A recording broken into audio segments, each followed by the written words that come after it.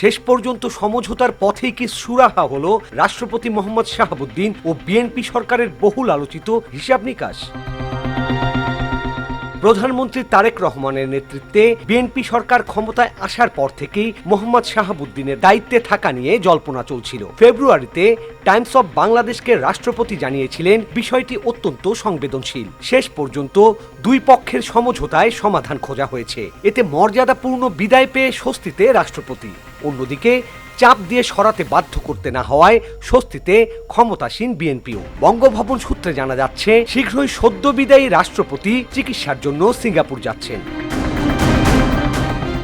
দিনভর নানান নাটকীয়তা আর গুঞ্জনের অবসান ঘটিয়ে সংবিধানের 50-এর 3 অনুচ্ছেদ অনুযায়ী স্পিকার হাফিজ উদ্দিন আহমেদের কাছে পদত্যাগপত্র জমা দেন তিনি।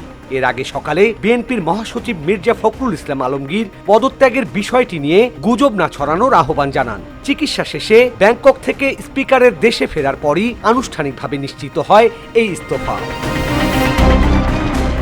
সংবাদ সম্মেলনে স্পিকার জানান, শারীরিক অসুস্থতার কারণেই রাষ্ট্রপতি সরে দাঁড়িয়েছেন। রাষ্ট্রপতি একজন মানুষ, তিনি অসুস্থ হতেই পারেন এবং তিনি রোগেরও নাম প্রকাশ করেছেন, লিখিতভাবে জানিয়েছেন তিনি কি রোগে ভুগছেন। সংসদে বিএনপির একক সংখ্যাগরিষ্ঠতা থাকায় নিশ্চিতভাবেই বলা যায় দলটির মনোনীত প্রার্থী হচ্ছেন দেশের পরবর্তী রাষ্ট্রপতি। রাজনৈতিক অঙ্গনে এখন আলোচনা কে হচ্ছেন পরবর্তী রাষ্ট্রপতি, আর এই তালিকায় সবচেয়ে এগিয়ে আছে বিএনপির মহাসচিব মির্জা ফখরুল ইসলাম আলমগীরের নাম।